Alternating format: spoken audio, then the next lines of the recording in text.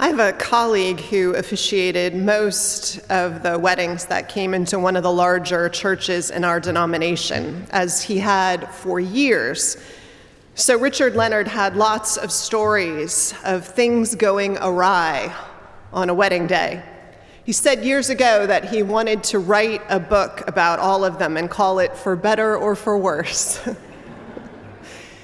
Favorite among the stories that I remember him sharing was the one of the service and reception that were supposed to take place on a boat in the East River as it cruised around Manhattan. Except that while boarding the boat, there was a wave and it pulled away from the dock, and the maid of honor lost her footing and fell between the dock and the boat into the river.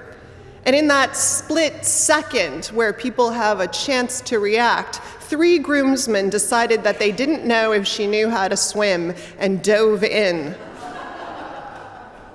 Needless to say, they delayed the wedding until everyone could get back from the hotel having changed their clothes. A colleague of mine once did a wedding where the boy who was the ring bearer was also a Boy Scout, and so worried that the rings might come loose that he tied them in a knot, the fiercest knot a scout knows. And so the whole wedding was delayed until a Swiss Army knife could be found.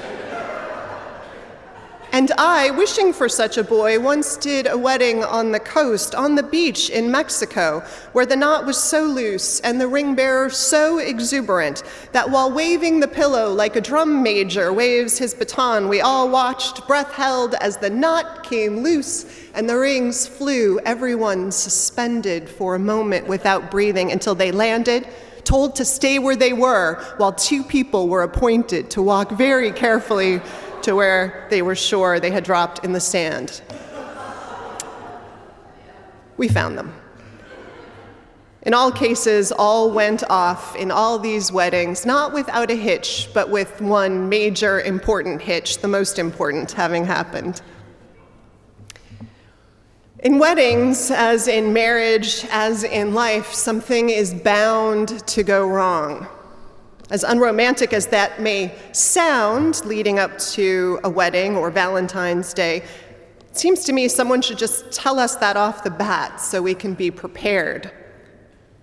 In preparing hundreds of couples for their weddings over the years, I ask myself constantly, what is it that helps us most to deal constructively with the stuff that goes wrong? And not just in marriage, but in all of our relationships.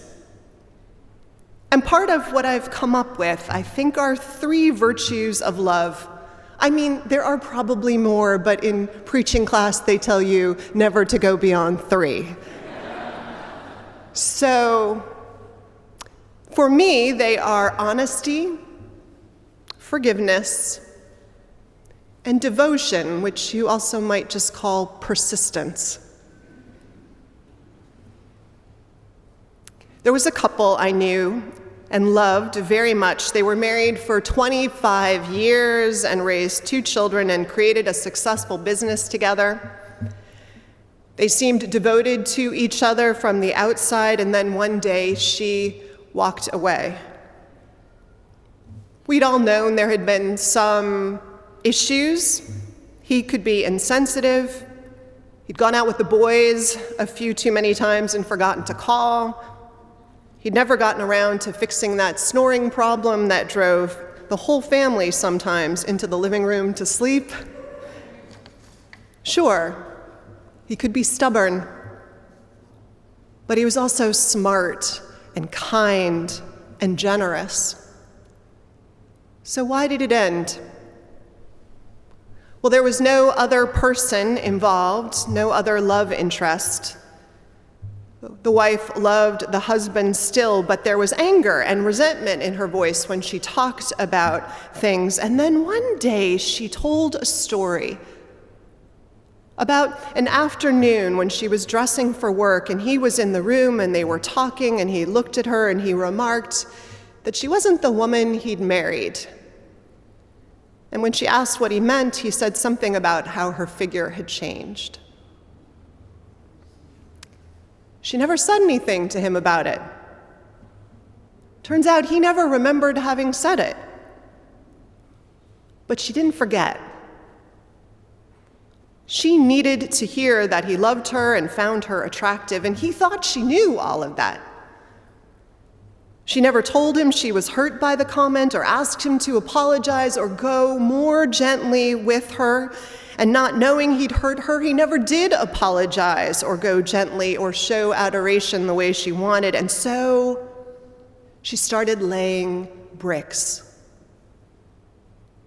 one at a time, around her heart as he made mistakes or she perceived them, and she protected herself. And soon the wall was so high and so thick that there was no getting through. It was a tragedy of sorts, and not an unusual one. Honesty feels like one of the most important ingredients to relationship. I mean, not that you tell a friend or a lover everything you think, right? Honesty can be a bludgeon, of course. But for the times that we need to name what comes or is in danger of coming between us, it's important. In particular, we need the honesty and the vulnerability and the courage to ask each other for what we need and want. It sounds simple enough, but I don't know that it is. It means knowing yourself really well, which I think actually is some of the hardest work there is in the world. For instance, you can say, "I don't feel loved." You can know that much. But that's really just a beginning and not super helpful, right? I think the book, The 5 Languages of Love by Gary Chapman, has helped immensely in this, just to give us a way to start talking. I haven't even read the book, but I know its central premise because it's so part of conversations now. How many of you have read the book? Yeah. How many of you think you know some or all of the premises of this book? Yeah. All right. There's a test online. I took it last night. So it's very exciting to take the test in the spirit of knowing thyself. Well, as far as I understand, it talks about what makes us feel loved and what makes others feel loved, and how we have to know and speak the language that does that for one another, right? So there are some, for instance, who come alive to words of affirmation, and others who are fed most deeply by touch. Some who feel most adored when gifts are given, or when it's appreciated when they give one. Others like most acts of service, like when your partner or friend does something that you don't want to do when they see that you're stressed or you need it or you're tired, right? That kind of thing. And then there's quality time together. Someone listening, someone making space to be undividedly with us. As you listen to those, I wonder if you heard one or another of them that you know is pretty central to you. We all probably have a few. Knowing ourselves and knowing what we need to hear or feel or experience to feel that we're loved, to know that we are loved, is something that will help us be better together, to do that for one another. So in the story that I told, words clearly mattered a lot to this woman in the marriage, and they tended to roll off his back. He showed his love through amazing acts of service and gave over-the-top, thoughtful gifts. But that wasn't what tipped the balance for her. So honesty about what we need, what hurts, what makes us feel loved is key to thriving together. Honesty. And as the story illustrates, being able to forgive is key also to lasting relationships. I would love to meet the person who said, love is about not ever having to say you're sorry. I would hate to be their friend. They'd probably hate to be mine.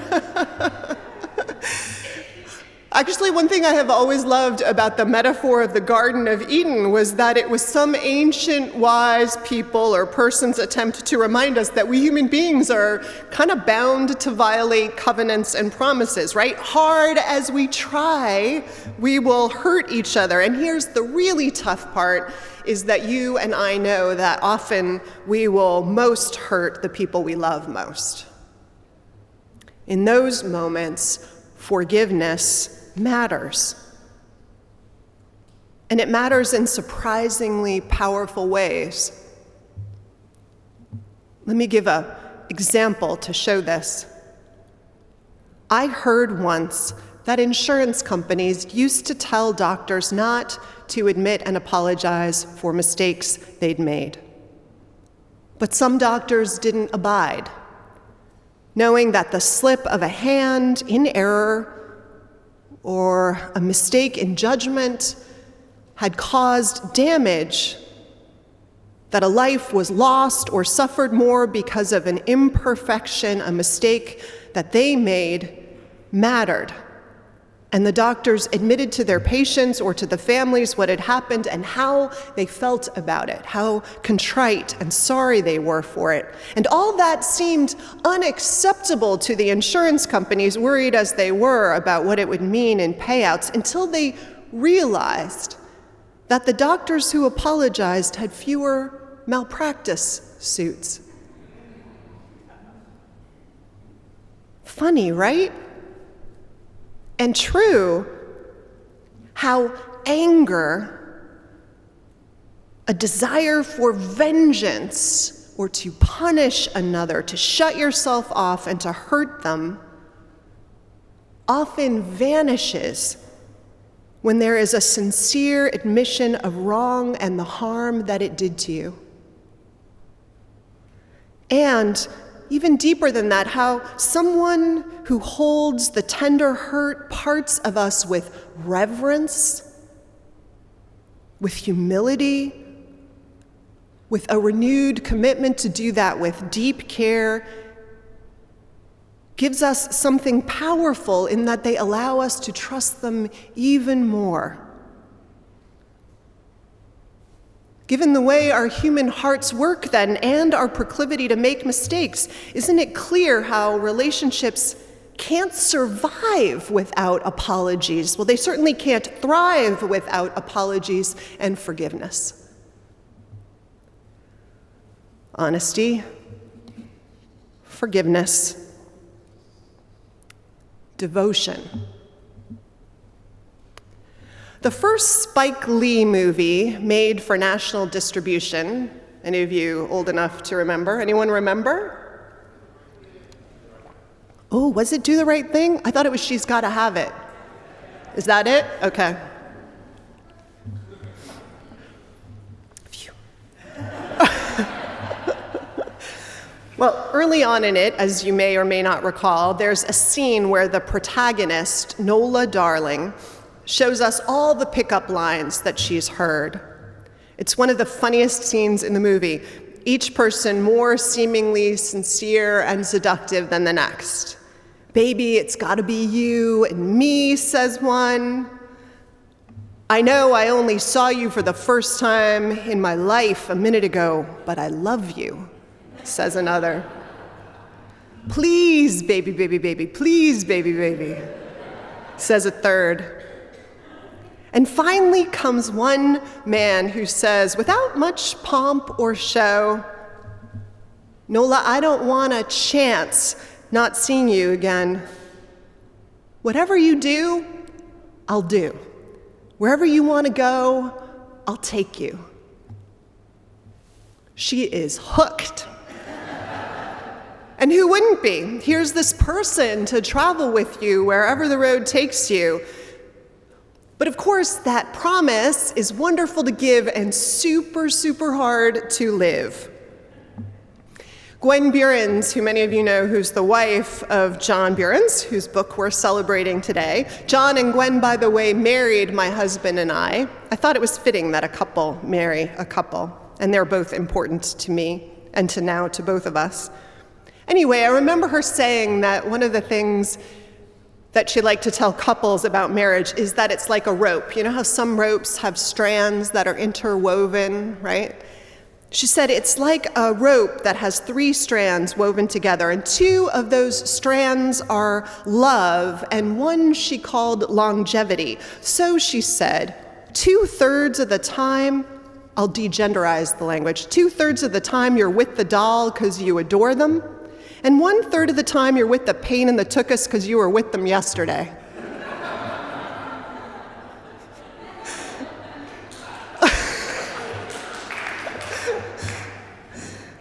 That's devotion, right? That's this perseverance part I'm trying to get to. Perseverance or devotion or whatever word you want to use, it's endurance, but it isn't just endurance, right? It assumes a lot of things. It assumes trust in your partner, but trust too.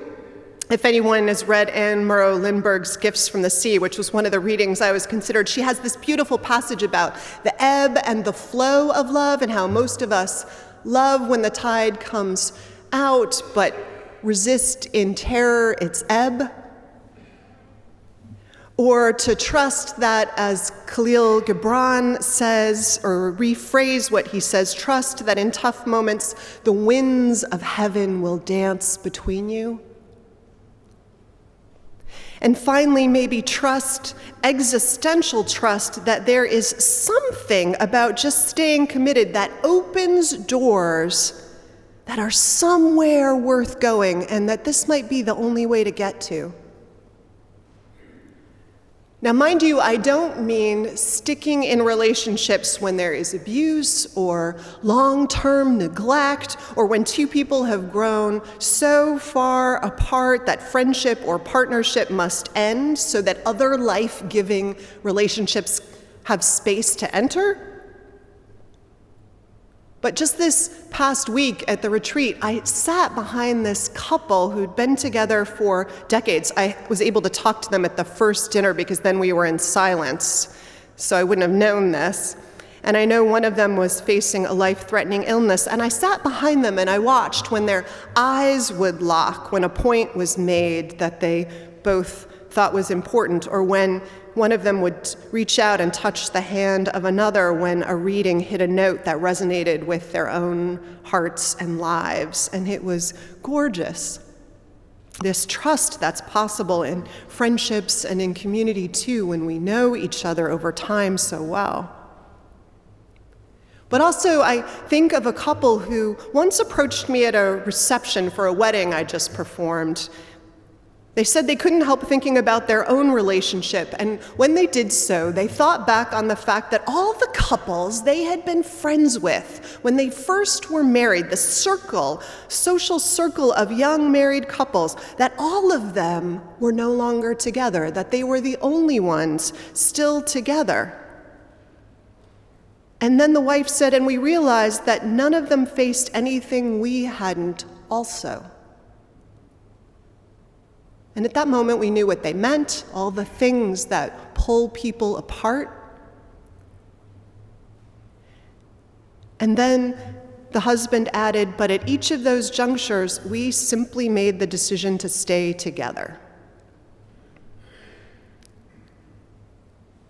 I remember being flabbergasted that it was this simple, that you can just choose in those moments to stay together. And they then held hands and walked away.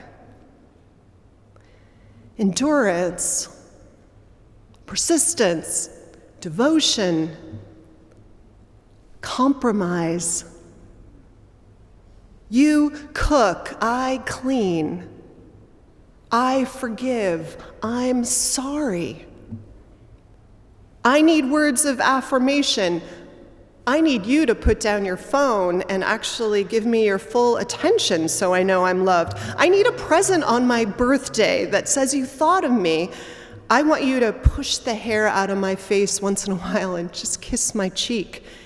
I want you to bring the pizza next time we watch the game together. Love in friendship, in community, in life partnership, in a nation. It requires us to live up to its promise of sticking with it, of living the virtues and disciplines of being together, and over time, knowing we get stronger and deeper and wiser and better together. Honesty, forgiveness, devotion. As I say at the end of weddings, in words borrowed from a colleague whose name is long since lost in time, and may all who follow our lives with interest and affection have cause often to rejoice, and not just in our happiness, but in the brave and generous living we make possible for each other. I love you. Amen.